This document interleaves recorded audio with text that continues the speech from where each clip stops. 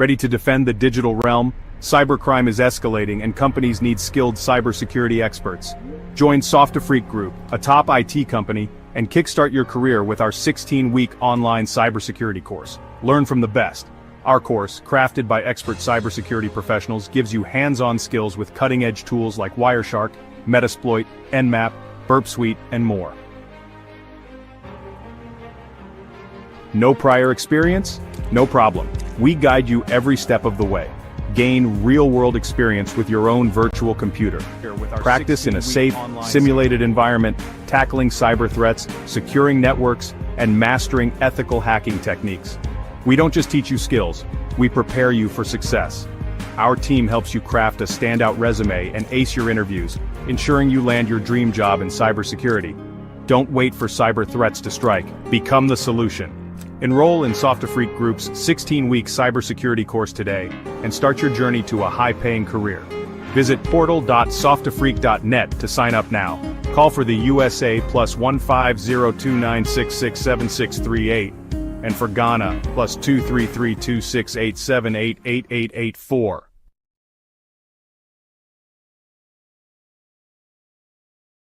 Hey, future cybersecurity pro, ready to defend the digital realm? Cybercrime is escalating and companies need skilled cybersecurity experts. Join Softafreak Group, a top IT company, and kickstart your career with our 16-week online cybersecurity course. Learn from the best. Our course, crafted by expert cybersecurity professionals, gives you hands-on skills with cutting-edge tools like Wireshark, Metasploit, Nmap, Burp Suite, and more. No prior experience? No problem. We guide you every step of the way. Gain real-world experience with your own virtual computer. Practice in a safe, simulated environment, tackling cyber threats, securing networks, and mastering ethical hacking techniques. We don't just teach you skills, we prepare you for success.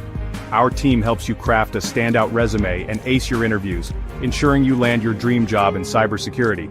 Don't wait for cyber threats to strike. Become the solution. Enroll in Softafreak Group's 16-week cybersecurity course today and start your journey to a high-paying career. Visit portal.softafreak.net to sign up now. Call for the USA +15029667638 and for Ghana +2332687888884.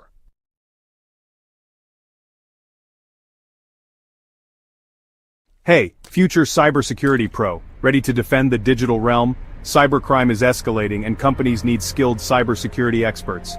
Join Softafreak Group, a top IT company, and kickstart your career with our 16-week online cybersecurity course. Learn from the best. Our course, crafted by expert cybersecurity professionals, gives you hands-on skills with cutting-edge tools like Wireshark, Metasploit, Nmap, Burp Suite, and more. No prior experience? No problem. We guide you every step of the way. Gain real-world experience with your own virtual computer. Practice in a safe, simulated environment, tackling cyber threats, securing networks, and mastering ethical hacking techniques. We don't just teach you skills, we prepare you for success. Our team helps you craft a standout resume and ace your interviews, ensuring you land your dream job in cybersecurity. Don't wait for cyber threats to strike. Become the solution. Enroll in Softafreak Group's 16-week cybersecurity course today and start your journey to a high-paying career. Visit portal.softafreak.net to sign up now.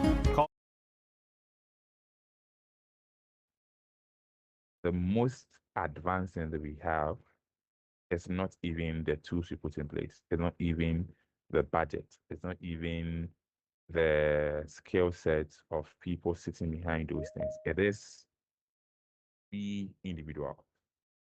So we as a collective, it's our job to protect our businesses. It's our job to protect our company. We are the last line of defense because we can put everything in place regardless, still an attacker would find a way inside. As long as this person is able to manipulate us. That is why we meet here every Wednesday to talk about cybersecurity. And as we know, more than 65% of attacks is as a result of a human error, or let me say ignorance, or let me say a mistake. And we can't seem to give that a chance because a simple thing can lead to the compromise of your business, your company, or even your personal data. And as we are in the cybersecurity month, we need to be informed about these things. So, welcome again, and let's go to our first session where we will do our video awareness training. So, with the video awareness training, as you know, if this is your first time joining us, the video awareness training seeks to look or seeks to show us things that have happened. It's an animated video that seeks to show us, that seeks to tell us, that seeks to give us clues or things that we can do best if we want to protect our digital space, our businesses, our companies, so on and so forth. And that's what we'll move on to do. All right. So let's just look at that. And then when we are done, we will answer some few questions about it. So just let's look at that.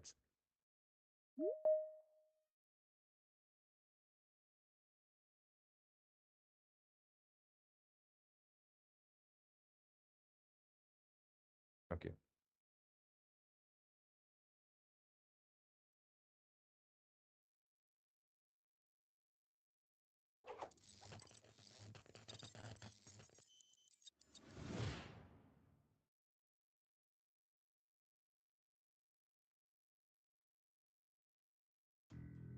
On Thursday, March 17, 2017, McDonald's confirmed that their Twitter account was hacked. The hacker posted political tweets on the account that clearly weren't coming from McDonald's. The only way that the hacker could have done this was by actually logging into McDonald's Twitter account, which means the hacker knew their password. Chances are McDonald's didn't have a strong password on their account, or their password was compromised by some other means. McDonald's and Twitter resolved the situation quickly. In this episode, we discuss using passphrases instead of passwords and two-factor authentication to avoid situations like this in the future.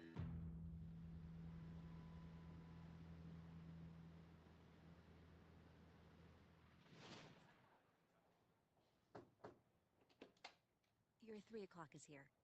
Yes, come in. Thank you for agreeing to meet with us and for giving our firm a second chance. We at Big Macs have always been a fan of your work, but I'm still not convinced there's a future for our partnership. I need to be 100% confident that the added security measures your firm has put into place will guarantee the Big Macs Twitter account will never be hacked again. Of course.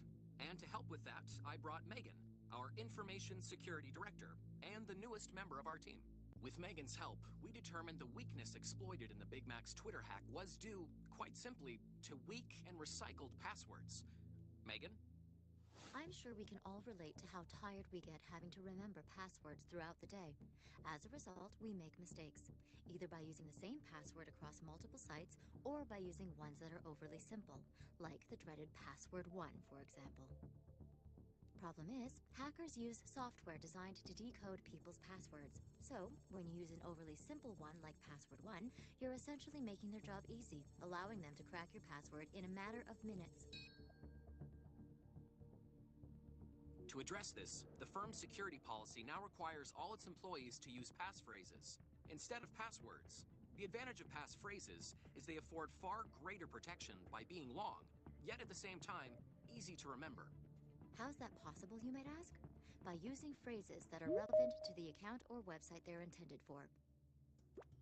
For example, for the Big Mac's Burger Twitter account, I might use something food-related. But not something simple like burger or French fry. Those are still considered passwords. They aren't long enough, and they contain no spaces, numbers, or special characters.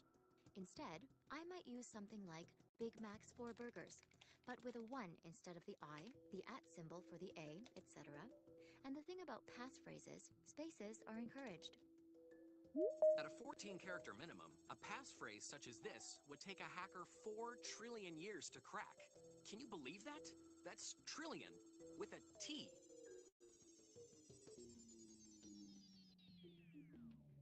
Passphrases also eliminate the habit of using the same password across different websites, because you pick a passphrase relevant to the site you visit. The other added security measure we put into place is known as two-factor authentication, or 2FA for short. The advantage of 2FA is that it's a two-step process that requires the person signing in to have something of knowledge, like a passphrase, as well as something in their possession, like a phone. The phone acts as a sort of digital key, by receiving a text message with a special code that must be entered into the login screen in addition to the passphrase. Many apps and websites, such as Facebook and Twitter, already offer 2FA, and others are adding it all the time. Sometimes you just have to dig a bit in order to find it. By adding passphrases and 2FA to our company's security policy, we've made our entire network infinitely more secure. Now that our added security measures have been covered, what do you say we get down to the business of bringing customers back to Big Mac's Burgers? Okay, let's get to it.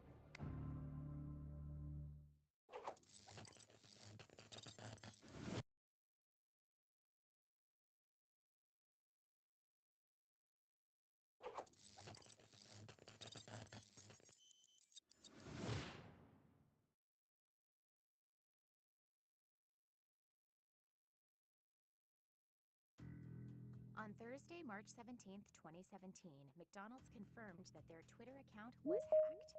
The hacker posted political tweets on the account that clearly weren't coming from McDonald's. The only way that the hacker could have done this was by actually logging into McDonald's Twitter account, which means the hacker knew their password.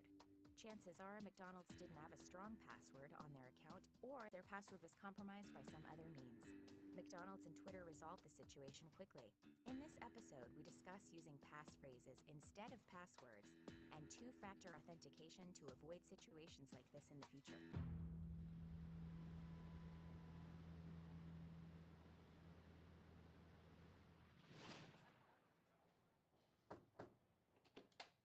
Your 3 o'clock is here. Yes, come in. Thank you for agreeing to meet with us, and for giving our firm a second chance. We at Big Mac's have always been a fan of your work, but I'm still not convinced there's a future for our partnership.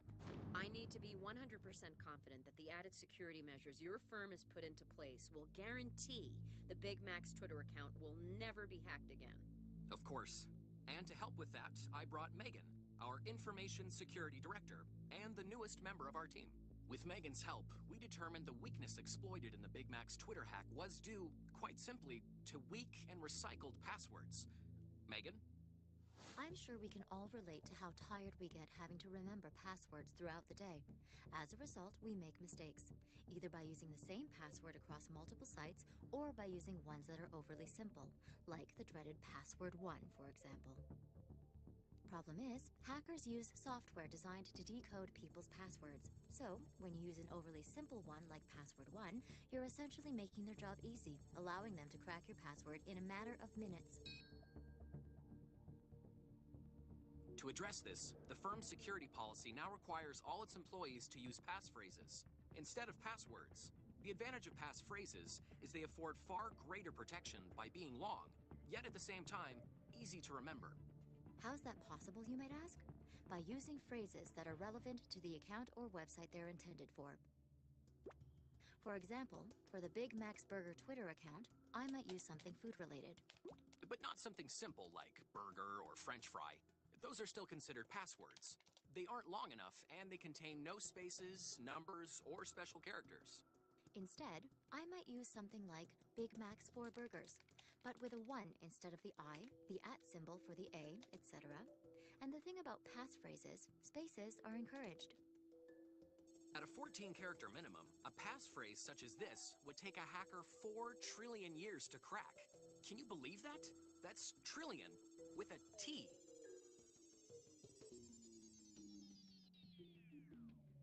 Passphrases also eliminate the habit of using the same password across different websites because you pick a passphrase relevant to the site you visit. The other added security measure we put into place is known as two-factor authentication, or 2FA for short. The advantage of 2FA is that it's a 2-step process that requires the person signing in to have something of knowledge, like a passphrase, as well as something in their possession, like a phone. The phone acts as a sort of digital key by receiving a text message with a special code that must be entered into the login screen in addition to the passphrase. Many apps and websites, such as Facebook and Twitter, already offer 2FA, and others are adding it all the time. Sometimes you just have to dig a bit in order to find it.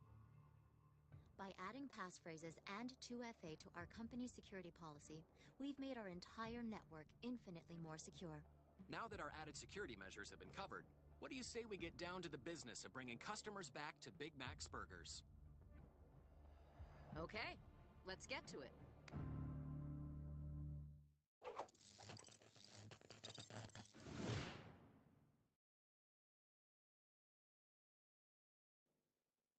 All right, all right. As we are done with the video, as you could see, a simple thing like having a strong password can go a long way to protect our account. So whatever account that you have, be it social media, your work account, your personal account, make the password stronger. And it is advised use a passphrase. A passphrase is just letters, or it can be a sentence. It can even be your favorite lyrics in a song. It can even be your favorite Bible quotation, your favorite quote, anything that is relevant to your account. So that whenever you are logging in, you type in this particular quote, this quotation, this lyrics, this words, this phrase. It can even be a nursery rhyme, your favorite one. It is difficult for anybody to predict this line is your password, and it could go a long way into protecting our account. So let's go in and take our quiz.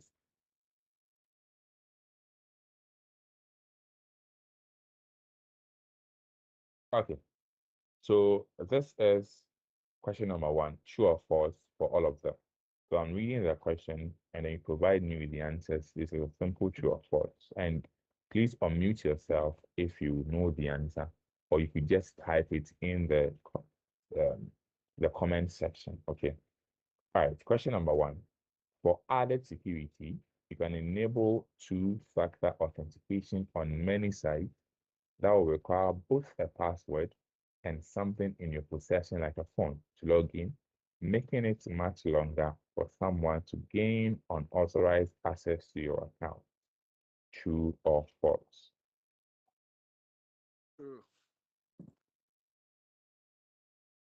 True.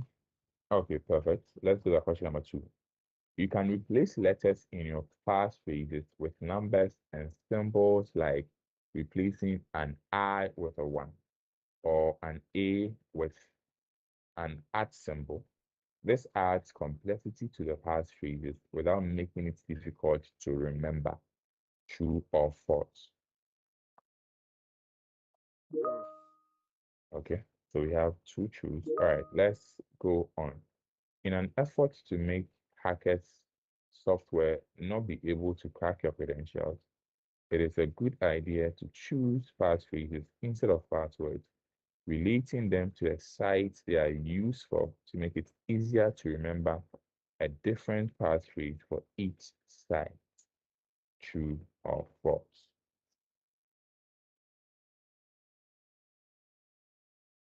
It is a good idea to choose passphrases instead of a password.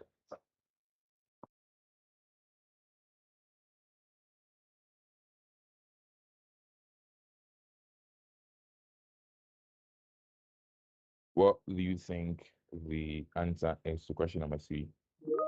Okay, so we have true here.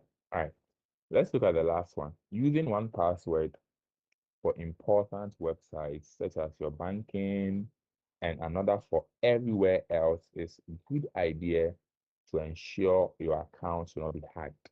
So using one password for important websites like banking and another for everywhere else is a good idea to ensure that your account will not be hacked. True or false?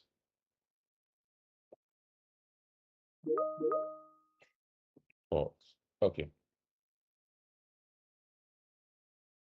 All right. So thank you for those major contributions. And we now understand that passwords is vital. And every time we go into our accounts, every time we log into our computers, we log into our social media, our banks, we use simple things like our password. Now, a stronger password could go a long way to protecting your account from being hacked. You see, so whenever you are choosing a password, make sure to choose a stronger password. And it's even recommended that you use a passphrase. And that is what this particular session is all about. And that will be the end of the first session. we would be moving on to the second session where we'll be talking about a tool.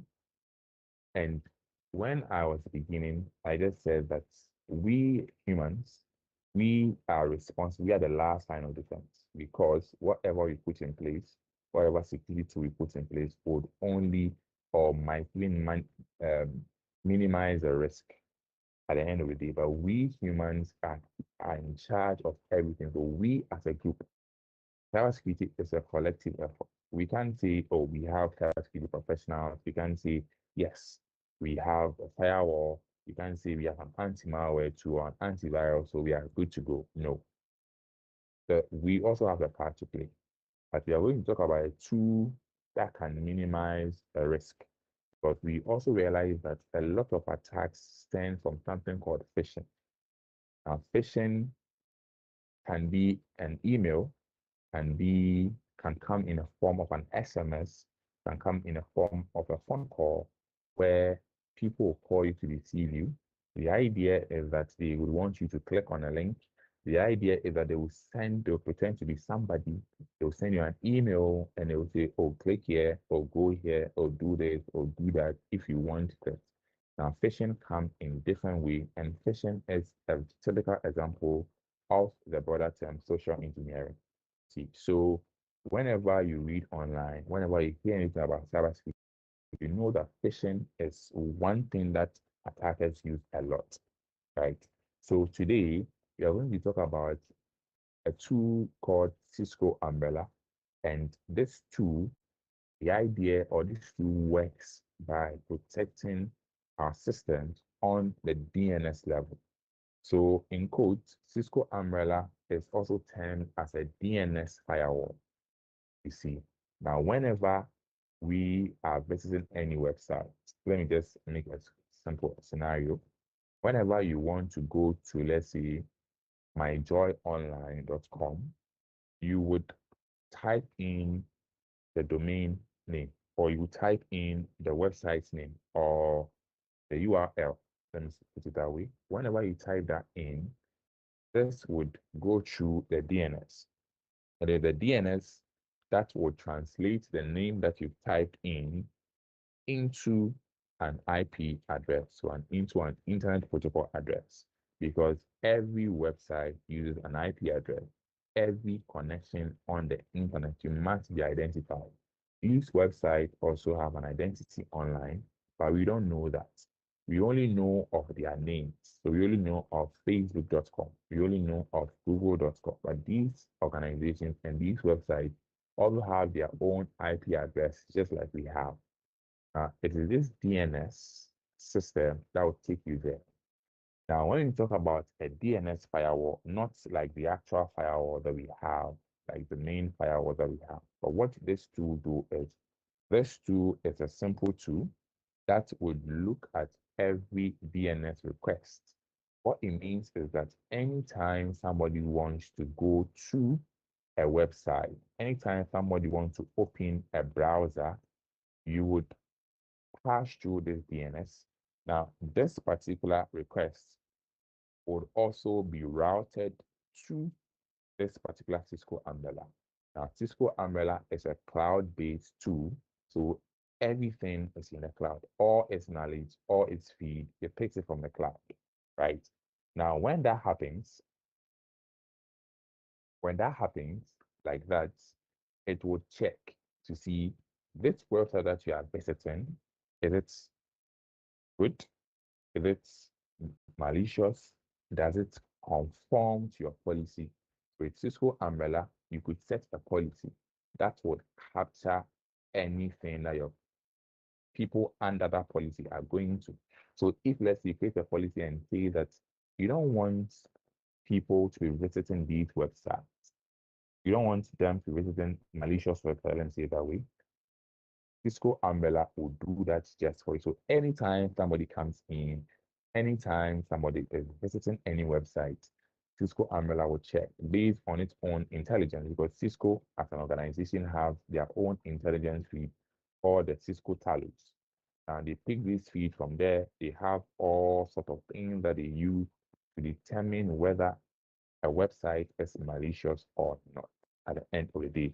And based on a few policies, you could also manually block certain websites at the end of the day. So this is Cisco Umbrella, and that's the idea of Cisco Umbrella as a DNS firewall. Any request coming through Cisco Umbrella will check. It works on the DNS level, so it affects every browser, regardless of what browser you use, whether you are using Firefox, whether you're using Safari, as long as it is on that particular computer, it can do that.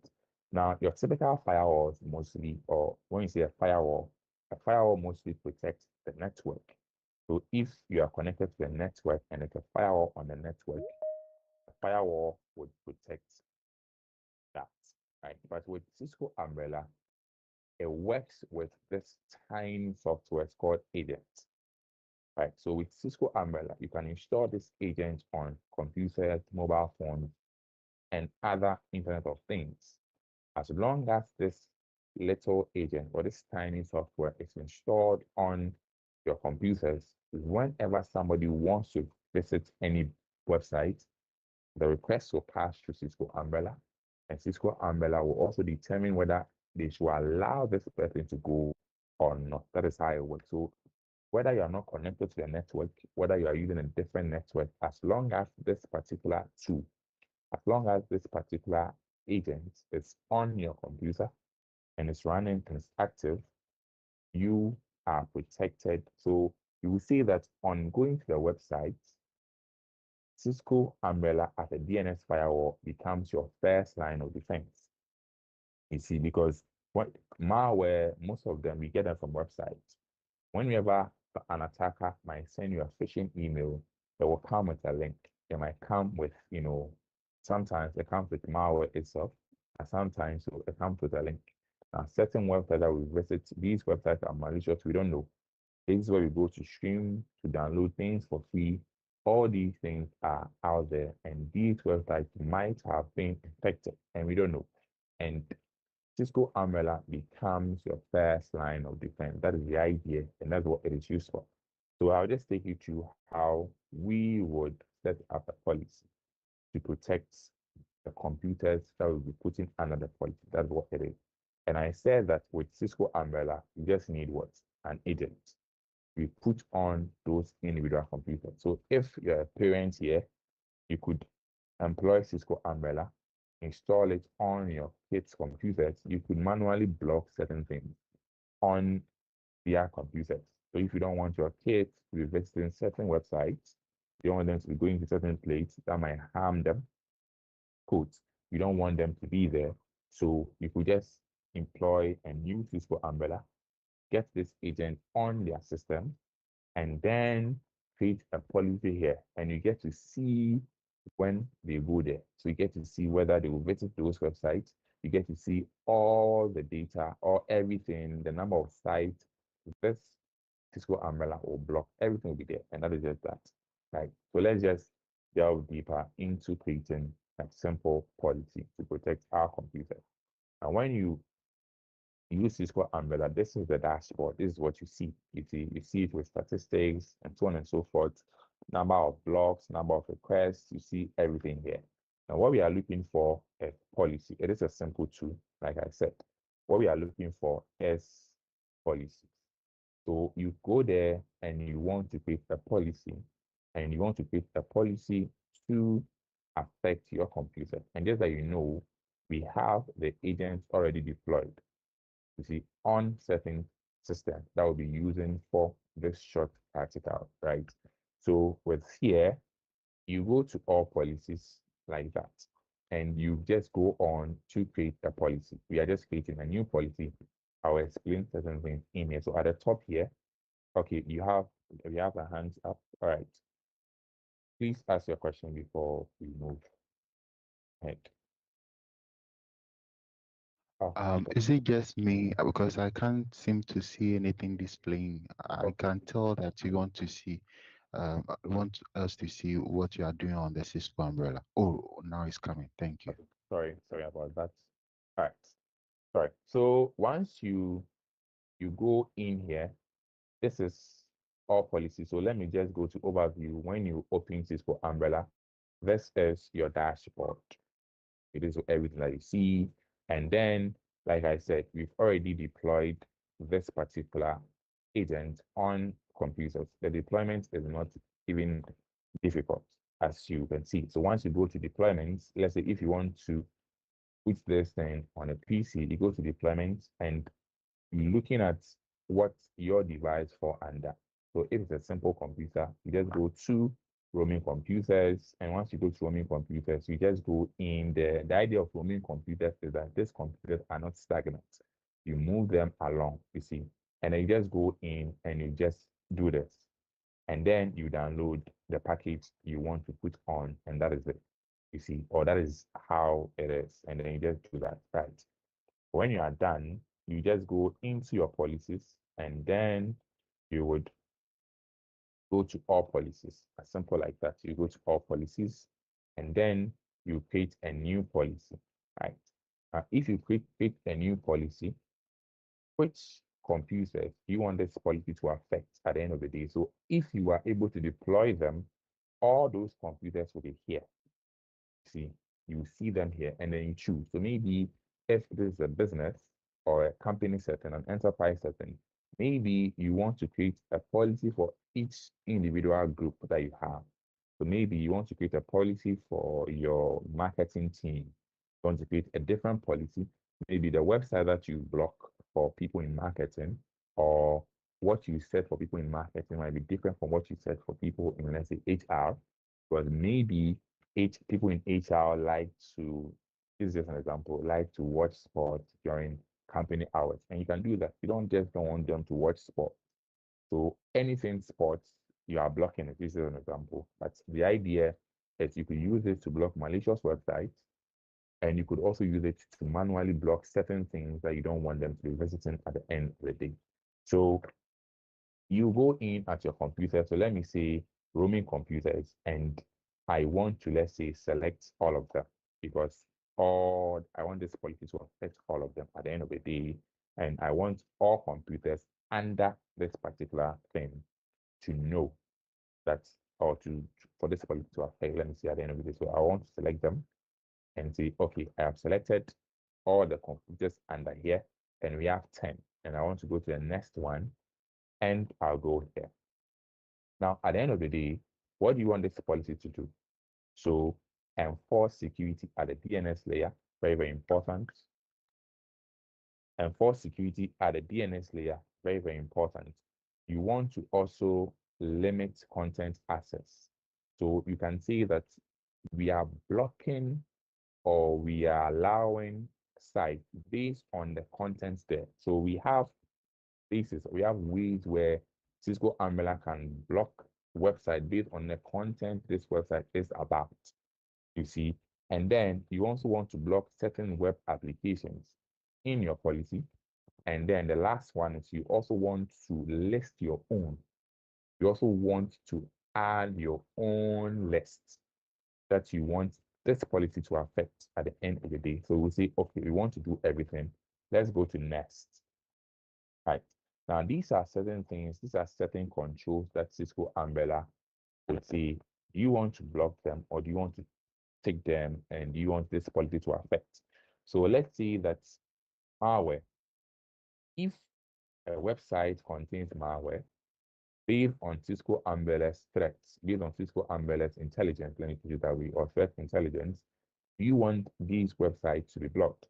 Yes, definitely. The second one is newly seen domains. You know, sometimes attackers would create new domains, or they will just intentionally create or host a malware site, or they will intentionally create a website to do bad. And these websites might be newly created, you see. And these websites became very active recently, and we can't say we trust them because attackers will just, let's say, set up a CNC, a command and control center, just to control bots or just to use malware in communicating or something like that. So the newly seen domains are there, and the command and control centers too is the third one. that you want Cisco umbrella to be blocking.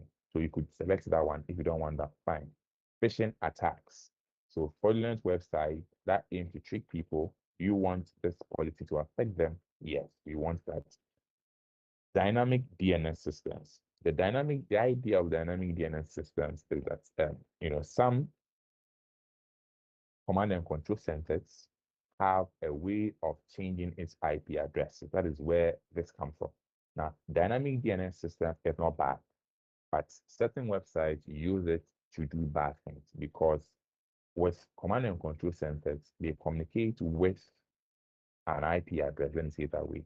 Now, when security administrators find out, they block these IP addresses, you see, and these command and control, because they use dynamic DNS system, they'll be assigned a new IP address. So if you block one or you block an IP address that you know, it doesn't mean that you block the site because these sites runs on a dynamic DNS system where as soon as you block them, or the idea is that the IP address that are given to them will change constantly. So even if you are able to capture one IP address of the attacker's website, it will change at the end of the day, or will change in some few months, or some few days, or some few hours.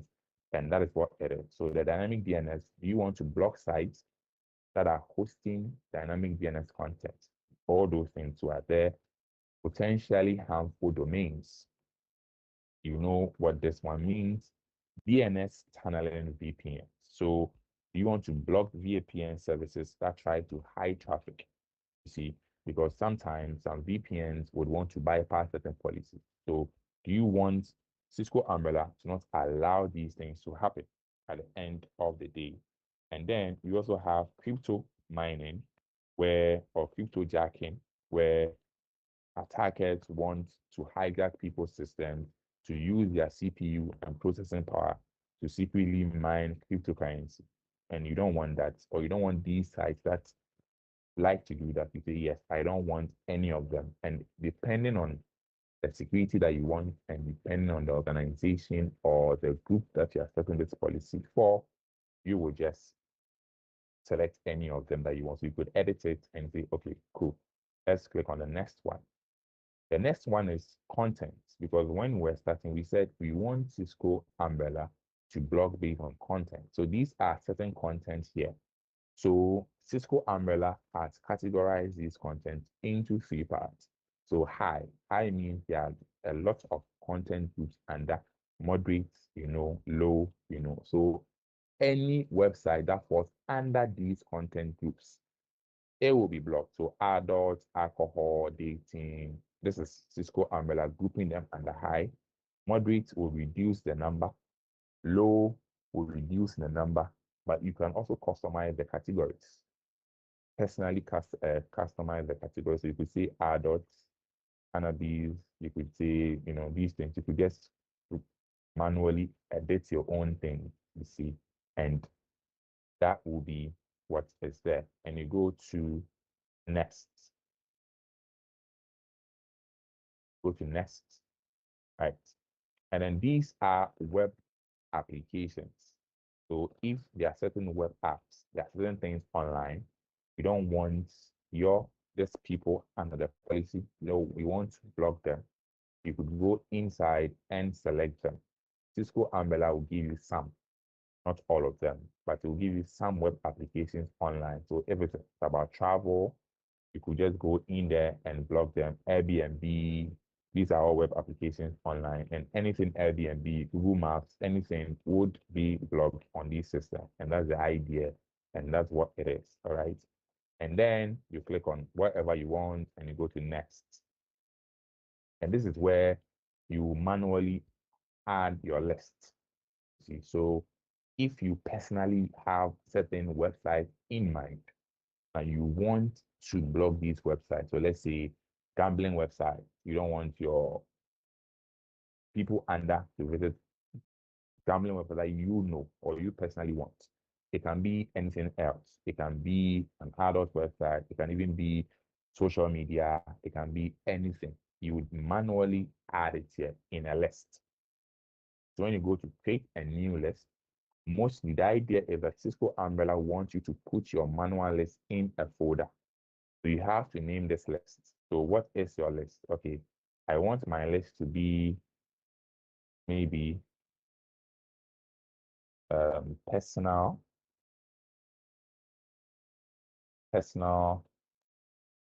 blog site,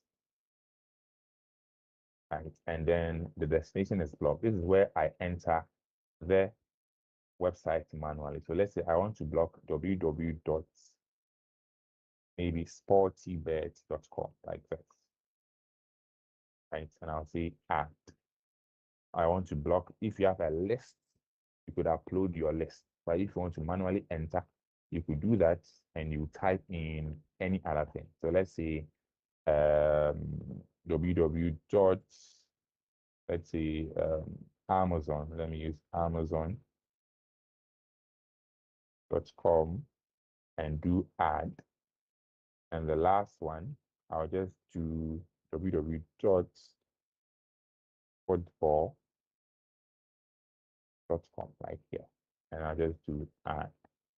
And then manually, I have added certain website. I want it to be blocked on Cisco Umbrella. And that's just what I've done. I'll click on save and I'm okay. And I'll go to next. You could go later on and edit it at the end of the day. But this is also one thing that you can manually set, or you can use the default one. This is when Cisco Umbrella tries to block the website, what message do you want it to be displayed? So you could tell your workers, or if it's a family that you're using it for, you could tell your kids that this website has been blocked by your parents and you did it intentionally, something like that. But if maybe it's in a workplace, you could say the IT administrator has manually blocked this website because this and that. So you could give reasons. You could even go ahead and add detail. You could go ahead and add your email so that if anybody has an issue or if anybody has a reason why these websites should be unblocked for them, they should send an email to this particular, email address so that you resolve it. All these things. So you could see all these things there. But then we have a default page. Cisco Umbrella has a default page that you will see whenever a website is blocked at the end of the day. You see, so that is that. So let's say we want that default one. We want the default Cisco Umbrella appearance. Let's go to next. And then we will see everything, policy summary. So everything that we did is here. Everything that we did is here. So you could go ahead and go to your policy and you have to name your policy. So your policy might be, let's say, website policy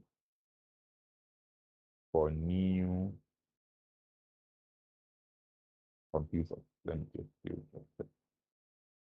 But let me go ahead and edit this and Y and C. Okay, fine. Okay, that's fine. Come to summary. And then I'll go to save. So once I save the policy, this policy now works. This policy now has been enforced. This policy now has been enforced. Okay, because I went inside to do that. The new policy didn't come. So let me name the policy again. So policy for new computer. And let me just save it.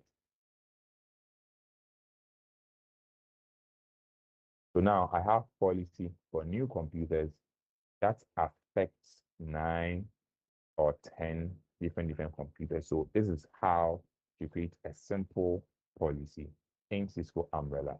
So let's just go inside our test service and see if this policy would work. You see, so I've already logged into one of these test servers. Let's go inside and see if it works. So this is just it here, right? And then this is how I can see it. Okay. One thing you have to know is that once you click here, you see the Cisco Umbrella is here. So this is the agent that I was talking about. As long as the agent is active and as long as you selected that computer under your policy, this is supposed to work. So depending on any browser I choose, when I go in there and I manually input those websites, and continue.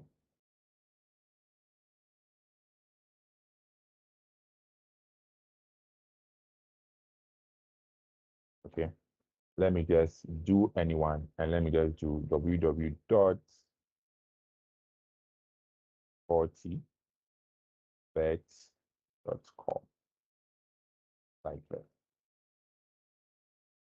And then what do we see? We see that this website has been blocked. This is just the default Cisco Umbrella interface that I was saying. You could manually put your own thing.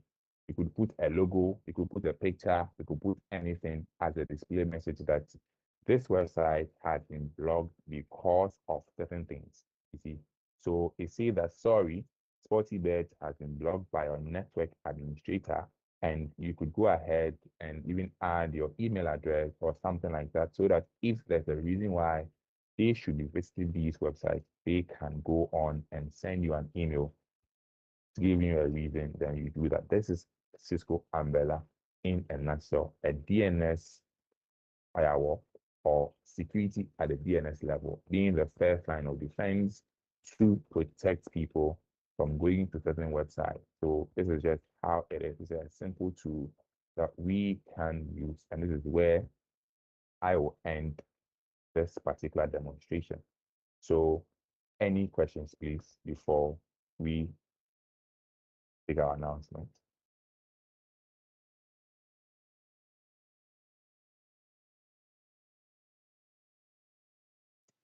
All right, thank you very much, Thomas, for the insights. So I think in your submission, it meant that the Cisco Umbrella DNS filtering happens to be agent-based. So Yes.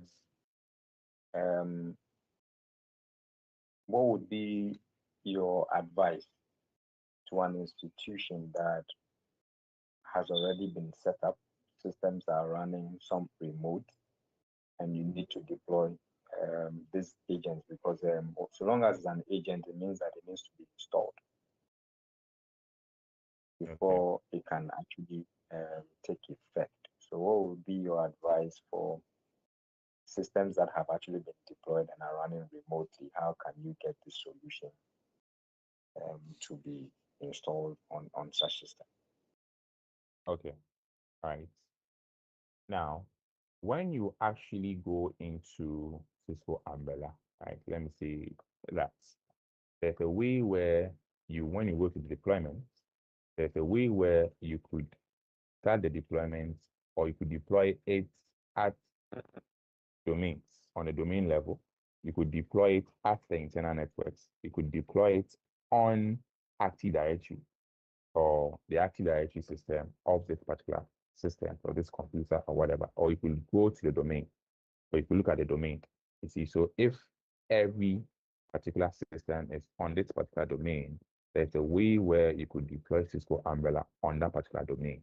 So you know that definitely in an already set up system, they are all on this particular domain, let me put it that way. Or if they have an internal network that these computers are connected to, you could also go ahead and configure Cisco Umbrella there. Because Cisco Umbrella have different ways that you could put this thing on. You also have a way that you can deploy it on network devices. So if you have a router, if you have, let's say, a firewall in your organization, instead of maybe to going it as the agent base. The reason why the agent base is a solution is that computers that are roaming, that's why it is called roaming agents or roaming computers, because these computers are not sitting at one place. You see, these computers are computers that are somewhere. This person can be in your network, but the person can also take the computer somewhere.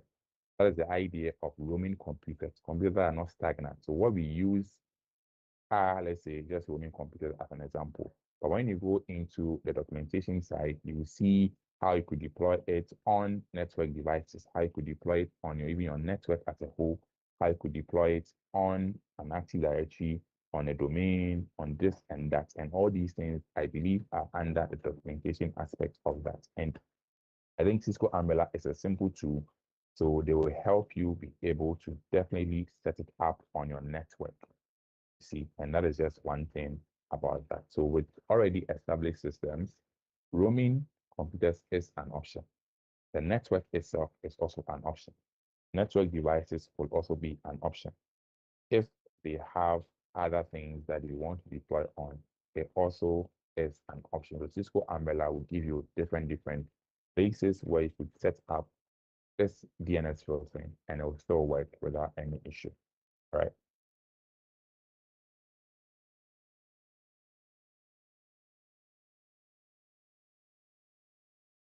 Cool.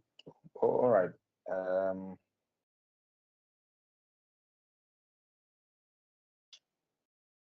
I get that. I'm just trying to put the next question together, but somebody else who has question can go ahead whilst I put my next question together. Okay. Okay. Any other questions before we do it? Oh, Yeah, I'll ask a quick one. Okay. All right, I'll ask a quick one, Thomas. If what would be the advantage in stating that the website has been blocked, other than just leaving the page blank when someone is trying to visit? Say I'm trying to visit a particular website, and it's been blocked by the organization's policy. Why would the organization go the next level to try and state that the site has been blocked by us, rather than just leaving it blank, so okay. that the individual will just see it as blank? What will be an advantage for that? Okay. So I believe that the advantage would be the company would want you to know that this has been blocked personally because this website and that for so reasons we don't want you to visit them.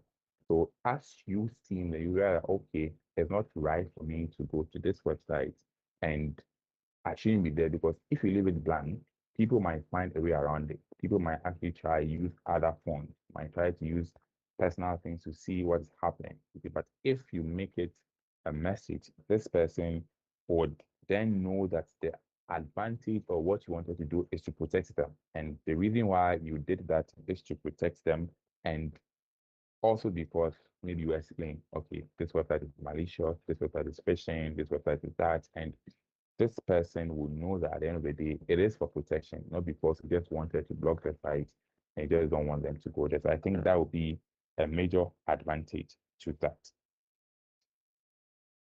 Yeah, absolutely. And that would also save the individual time, because if I believe the site is supposed to be open and I'm trying to get to it and it's not open, I might be spending time trying to figure out why. And maybe I might not even ask the IT team what's going on, but I might be sitting down and then going over and over trying to get it to work because I think it's supposed to. So if there's a message saying that it's been blocked according to the organization's policy, then it saves that individual time from trying to get to it. All right, thank you. Yes, I think Elroy, you wanted to ask a question? Yes, I wanted to ask if deploying all how do you call the Cisco Umbrella on all the computers, you may have to pay some amount. Is it free? Cisco Umbrella is not free, I believe. So they have two versions. They have OpenDNS, that is the free one, and they have the Cisco Umbrella. So the paid one is the Cisco Umbrella. So if you want to use Cisco Umbrella, you have to at least pay something. I don't think it is that big of an amount, but the OpenDNS is mostly used for one computer. So if you want to apply it on, let's say, one computer, the OPDNS is for you. But if you want it in an enterprise environment where you want to deploy it across multiple computers, then you have to subscribe to that. So I think, yes, you have to pay for Cisco Umbrella.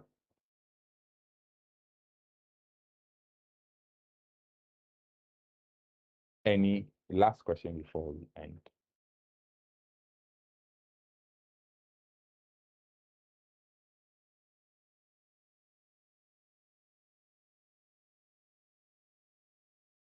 Okay, any questions before we leave here?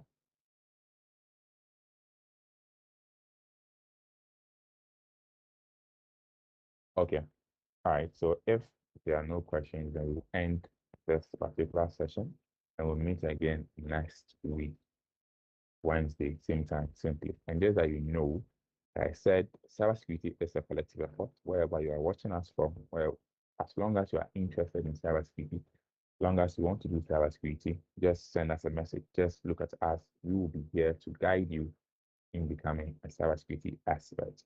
We have all the people, all the tools, and all the experience that you need to become a cybersecurity professional.